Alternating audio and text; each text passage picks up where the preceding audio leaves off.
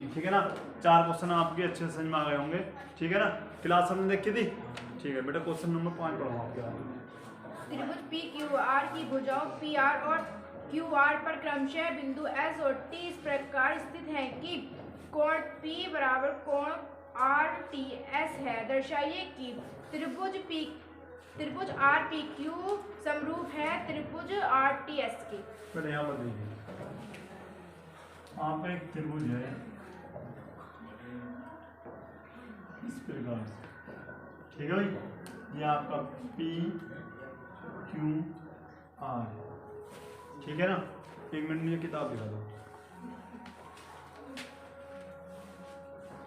बेटा। यहाँ पर देखिए, मैं आपको क्वेश्चन नंबर 5 ना, अच्छा त्रिभुज आपका पी क्यू आर है और भुजाओं पी आर और पी क्यू क्रम से बिंदु एस और टी, यानी इसकी बात है, मतलब यहाँ पर आपका एक एस है बिंदु और यहाँ पर क्या है, एक टी है। ठीक है ना, और ये आप इस प्रकार इसको मिला देते हो। तो उसने कहा क्या है, इस प्रकार स्थित है कि बिंदु P बराबर है बिंदु T के, यानी बिंदु V P जो है आपका T के बराबर। आ रही बात समझ में? तो यहाँ पर देखिए, सबसे पहले लिखते हैं हम दिया है। क्या लिखोगे? दिया है। तो देखो क्वेश्चन में क्या दिया गया है, उसने कहा त्रिभुज, यहाँ पर लिख सकते हैं कि पी क्यू आर एक त्रिभुज है।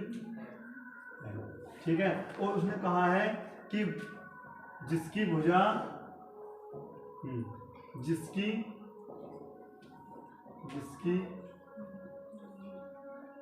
भुजाएं पी आर और पी क्यू पर दो बिंदु क्रम से क्या है भैया आपका एस और टी इस प्रकार स्थित हैं,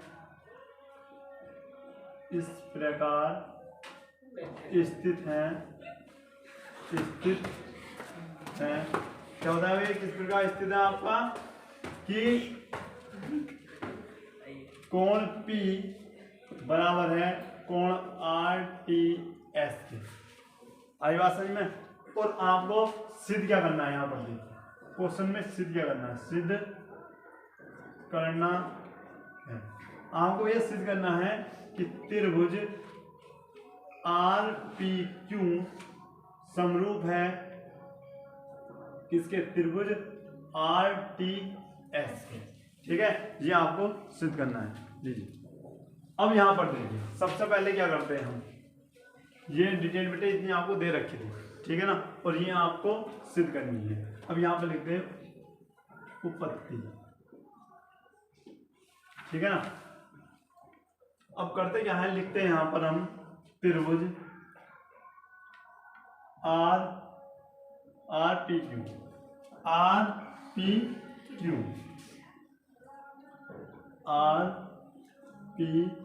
क्यू और दूसरा त्रिभुज है आपका आर टी एस में। इतनी बात समझ में आई हुई है सबकी? अच्छा, अब क्वेश्चन स्टार्ट करते हैं। यहाँ पर देखो, सबसे पहले तो आपको दिया है कि कोण P जो है आपका कोण T के, आर बनने बताई थी बीच वाला है आपके तो कोण, यहाँ पर T है ना, तो T के बराबर है। क्यों बराबर है भैया? दिया। किसकी बात समझ में नहीं आई? अभी तक तो बेटे वही चल रहा है जो क्वेश्चन में दे रखा था। ठीक है ना, उसके बाद एक चीज बताओ भैया, ऐसा कौन सी चीज है, कौन सा एंगल है जो इन दोनों में है? आर। तो यहाँ पर लिख देंगे एंगल आर और एंगल आर क्या है भैया? ओवेनिस्ट, यानी क्या है भैया आपका कॉमन, ओवेनिस्ट है। ठीक है ना, और मैंने आपको एक चीज बताई थी, अगर त्रिभुज के दो एंगल समान हो तो तीसरा एंगल भी क्या हो जाता है, आपस में बराबर हो जाते हैं। कैसे भैया, क्यों बराबर हो जाते हैं? रीजन क्या है, यहाँ पर देखिए, मान लीजिए ए बी सी है, ये पी क्यू आर है, ये आपका है भैया 50। क्या है आपका? 50। और ये मान लेते हैं भैया हम इसका 60 और ये भी क्या है भैया आपका 50 और ऊपर ले लो या यहाँ ले लो, कोई दिक्कत नहीं है। हमारे इनके दो दो एंगल क्या है समान है। कौन कौन से समान है भैया? कोण बी किसके समान है? कोण क्यू के। कोण सी बराबर किसके? कोण आर के। तो ये बताओ कोण ए क्या कोण पी के बराबर होगा या नहीं होगा? अब तुम क्या कहोगे कैसे होगा? अच्छा, तीनों कोणों का कितना होता है आपका? 180। 50 और 60 110। तो कितने बजे भैया आपके? 70। तो ये भैया आप कितने जाएंगे? 70। अब यहाँ पर हिसाब लगाना, ये भी यही बैठ रहा है क्या? तो बताओ ये ऑटोमेटिक बराबर हुआ या नहीं हुआ? ठीक है, तो लिख सकते हैं या लिखना चाहो तो बेटा आप लिख सकते हैं या फिर ऐसे भी लिख सकते हैं ए समरूपता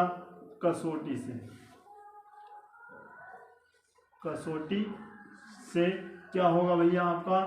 त्रिभुज आर पी क्यू समरूप होगा त्रिभुज आर टी एस के।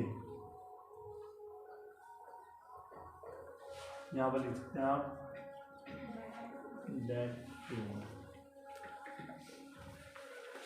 आगे बात समझ में इतनी नोट करो। अच्छा, क्वेश्चन नंबर आपका क्या है? 6। ए सी डी ये बेटे क्या है?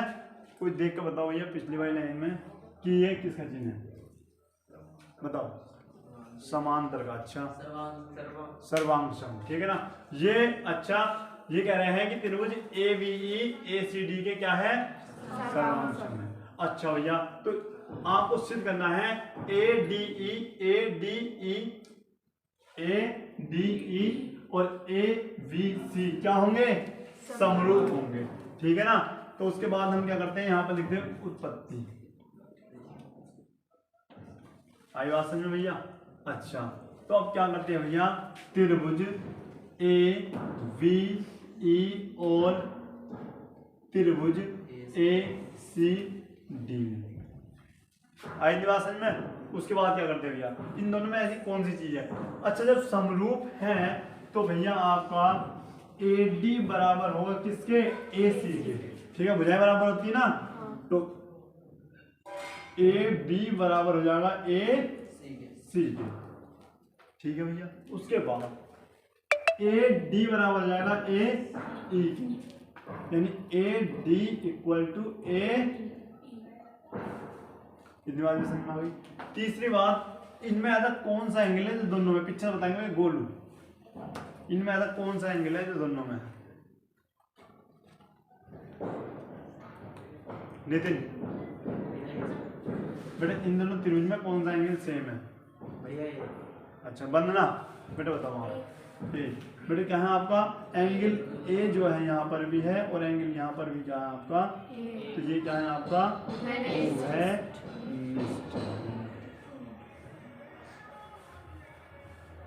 ठीक है भैया। ये बुझा यानी ये किससे भैया? ये आपको आ गया एस ए एस से, ऐसे ऐसे क्या हो जाएगा आपका? त्रिभुज ए। अच्छा, यहाँ पर ऐसे भी कर सकते हो या फिर इसको इस प्रकार से भी कर सकते हो भैया। ये ए बी है ना, ए बी, इसको इसके बटे में ले जाओ, क्या हो जाएगा आपका? ए सी बराबर यहाँ क्या बच जाएगा आपका? एक। अगर बात करें ये भैया ए डी बटे ए बराबर क्या हो जाएगा भैया आपका? एक, ठीक है। और उसके बाद यहाँ पर आप लिख भी सकते हो, यहाँ पर दिख रहा ना, ये भी एक के बराबर, ये भी एक के बराबर। यहाँ पर लिख सकते हो समीकरण नंबर 1, समीकरण नंबर 2, और यहाँ पर लिख सकते हो भैया क्या? समीकरण नंबर 1 व समीकरण नंबर 2 से क्या लिख दोगे भैया? ए बी बटे ए सी, ठीक है, बराबर क्या लिख दोगे? ए डी बटे ए, ठीक है। या फिर लिख सकते हो भैया, अब ये ए डी इसके नीचे ये लाइन आ रही ना, तो उससे भी कर सकते हो, या फिर ऐसे लिख सकते हो और यहाँ पर लिख सकते हो एस ए एस से। ये दो भुजा हो गई, ये भुजा यानी एस एस, और ये क्या है आपका?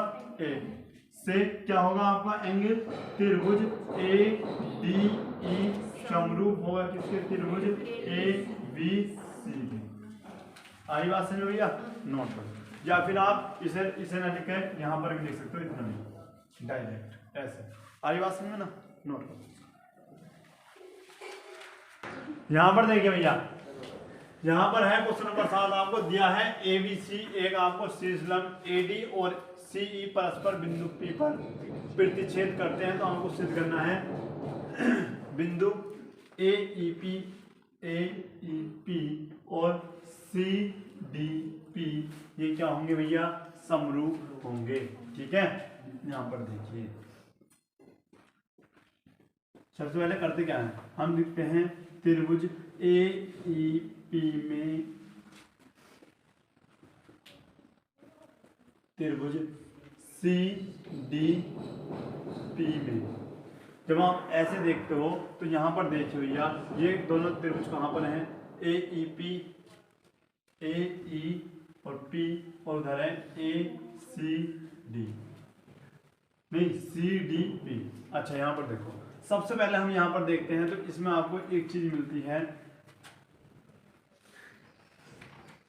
इनमें दोनों में उभयनिष्ठ कौन था बताओ, एंगल क्या है भैया, एंगल P यहाँ पर भी है और एंगल P यहाँ पर भी है। ठीक है, या फिर अगर तुम ऐसे लिखना नहीं चाहते तो इसको बीच में ले आइएगा, क्या APE कोण AP और E बराबर कोण CPD इस प्रकार से भी लिख दो, या फिर या करके भी लिख दूं क्या, या अगर तुम्हें शॉर्ट में लिखना हो तो बेटे यहाँ पे इस प्रकार से लिख सकते हो। ठीक है, क्या लिखोगे, उभयनिष्ठ, क्या लिख दो भैया, उभयनिष्ठ। ठीक है, अगर उसके बाद आप देखते हो तो उसके बाद आपको क्या मिलता है, उसके बाद हम देखते हैं कि आपका क्या होगा, आपका एंगल D और एंगल E। ठीक है, एंगल D और एंगल E ये पहले वाला आएगा ना, एंगल E और एंगल D कितने हैं क्या भैया, हैं दोनों समकोण। ठीक है ना, तो यहाँ पर लिखते हैं A समरूपता कसौटी से क्या होगा, आपका त्रिभुज AEP व क्या होगा, त्रिभुज CDP समरूप होंगे। त्रिभुज AEP समरूप का चिन्ह लगाइएगा और त्रिभुज CDP इस प्रकार से आपका ये समरूप होंगे। आई बात समझ में भैया, तो पहले क्वेश्चन का आंसर तो आपका ये हो जाता है। इसी प्रकार आपको दूसरा क्वेश्चन करना है, पहले से अच्छे से नोट करोगे बेटा। यहाँ पर देखिए क्वेश्चन नंबर आपका 7 का दूसरा होना। ठीक है ना, पार्ट 2 क्या है आपको यहाँ से करना है। सबसे पहले हम त्रिभुज में चलते हैं, त्रिभुज AVD व त्रिभुज CVE में। ठीक है भैया, अब यहाँ पर देखिए सबसे पहले करते क्या है, ABD कहाँ पर है, यहाँ पर देखो AB और D। ठीक है, उसके बाद करते हैं हम CB और भैया E। तो आप कहोगे भैया इसमें से एंगल D जो है, एंगल आपका क्या है D बराबर होगा एंगल E के। ऐसा क्यों भैया, समकोण है, देखो समकोण। उसके बाद अगर बात करते हैं B और V, बेटा कॉमन है दोनों मारा ना, एंगल B उभयनिष्ठ। क्या लिखोगे, उभयनिष्ठ। ठीक है, तो यहाँ पर हम लिख भी सकते हैं भैया उभयनिष्ठ है, तो यहाँ पर लिख सकते हैं क्या भैया, एंगल समरूपता कसौटी से। क्या होगा भैया, आपका त्रिभुज ABD समरूप होगा त्रिभुज CVE। ये ये भी आपको लगता है 2। ठीक है, अब बेटा आप तीसरा बता दो, तीसरा क्या है, बोलो भी क्या है तीसरा। त्रिभुज AEP त्रिभुज AEP समरूप है त्रिभुज ADB के ADB।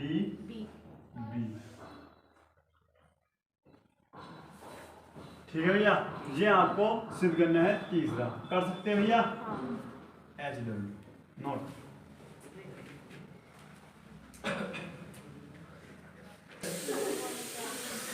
यहां पर देखिए बेटा, पार्ट 4 क्या है, इसमें सिद्ध करना है PDC। क्या करना है बेटा आपको, PDC समरूप है किसके, त्रिभुज BEC के। पहले यहां पर देखो है कहाँ, ये आपका P ये रहा और भैया D ये रहा, ऊपर से C आपका ये रहा, तो मैं इस पे डबल लाइन कर देता हूँ, ये रहा। ठीक है, उसके बाद VEC, V और E और बेटे आपका C इस प्रकार से। अब तो दिख रहा ना। अब यहाँ पर देखिए मैं कौन कौन सी चीजें आपको मैच कर रही है। पहले चलते त्रिभुज PDC और त्रिभुज BEC में। ठीक है ना, यहाँ पर जब आप चलते हो तो यहाँ पर आपको देखने को मिलता है, सबसे पहले क्या चीज देखने को मिलती है कि भैया P D और C कितने का एंगल है भैया, 90 का डी पे।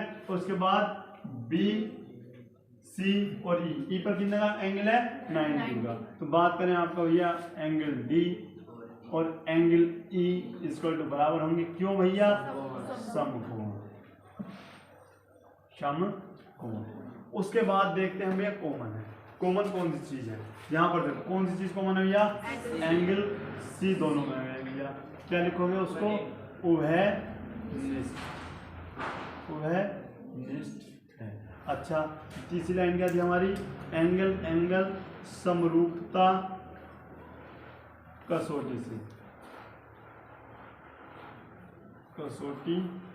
से क्या होगा भैया, त्रिभुज जो आपको दिया है PDC समरूप है किसके, त्रिभुज BEC के। यही आपको ये सिद्ध करना था, आपको लास्ट में लिखना है दैट नोट करें। बेटा यहाँ पर देखिए, सबसे पहले क्वेश्चन नंबर 8 जो है बेटा इंपॉर्टेंट है, पहली बात तो यहाँ पर लिख लीजिए आप इंपॉर्टेंट है। दूसरी बात, इसमें क्या करेंगे, दिया है कि चतुर्भुज ABCD एक समांतर चतुर्भुज है जिसकी बढ़ाई गई भुजा आपकी AD पर स्थित बिंदु E है तथा BE भुजा CD को BF मतलब F पर प्रतिच्छेद करती है। यहाँ पर देखिए एक आपका देखिए ये आपका एक समांतर चतुर्भुज हम बना देते हैं पहले, ये आपका हो जाता है ये समांतर चतुर्भुज। ठीक है भैया, उसके बाद ये आपका A है, ये B है और ये C और ये D। उसने क्या कहा है, AD को बढ़ाने पर, AD को यहाँ पर हमने E तक बढ़ाया। यहाँ तक आपको बात समझ में आई भैया। और उसने करा क्या है आपका, ये भुजा ने यहाँ से इस प्रकार से, ठीक है भैया। यहाँ पर बिंदु क्या है आपका, एक F है। क्या बोला है उसने कि CD को F पर, कौन सी भुजा, VE भुजा, VE यानी ये वाली भुजा VE F पर प्रतिच्छेद करती है किसको, CD को। यहाँ तक अच्छे से समझ में आ गया भैया गोलू, ठीक है भैया। अब यहाँ पर देखिए, अच्छा आप देखते क्या हो, यहाँ पर देखते भैया उत्पत्ति, ठीक है। अच्छा बात कैसे करें हम, त्रिभुज ABE और त्रिभुज, बात करते हैं त्रिभुज CFB में, ठीक है भैया। उसके बाद अब यहां पर देखें आप, क्या देखना आपको कि AEB किसमें करेंगे भैया, AEB बराबर किसके होगा भैया, आपका CVE के, CVE के। भैया बराबर क्यों है, बता सकता भैया कोई, बराबर इसलिए भैया क्योंकि ये कौन से कोण है भैया, एकांतर कोण, एकांतर कोण।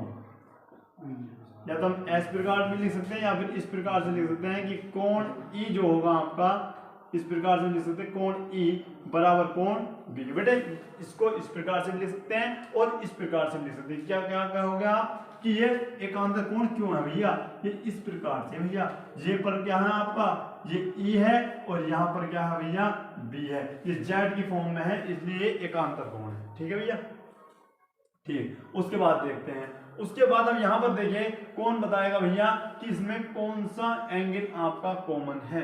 तो या फिर इस प्रकार से देखिए, या फिर आप ये भी कह सकते हैं कि भैया एंगल ए एंगल सी के बराबर होगा। क्यों, समांतर चतुर्भुज में जो सम्मुख कोण होते हैं वे बराबर होते हैं। ए बराबर आपका कोण सी होगा, समांतर चतुर्भुज में सम्मुख कोण, सम्मुख कोण क्या होते हैं भैया, बराबर होते हैं। ठीक है, उसके बाद ये भी कह सकते हो कि यहां पर भैया कि आपका कोण बी बराबर होगा कोण बी के। क्यों भैया, क्यों होगा बराबर, उभयनिष्ठ कोण है। क्या कहोगे भैया, उभयनिष्ठ कोण है, कोण है। ठीक है भैया, तो यहां पर क्या कहोगे आप, यहां पर लगाते हो ए तीनों कोण ही है ना, ए समरूपता, समरूपता कसौटी से, कसौटी समरूपता कसौटी से क्या लिखोगे भैया, त्रिभुज ए बी ई समरूप होगा त्रिभुज सी एफ बी। ठीक है, ये हो गया भैया आपका डेट प्रूफ। तो कैसे लगी आज की वीडियो आपको, तो भैया अच्छे से वीडियो देखते रहिएगा, और वीडियो आपको अच्छी लगे तो वीडियो को आपको लाइक करना है और सभी दोस्तों के साथ शेयर भी करना है भैया, नोट करो अच्छे से पहले से।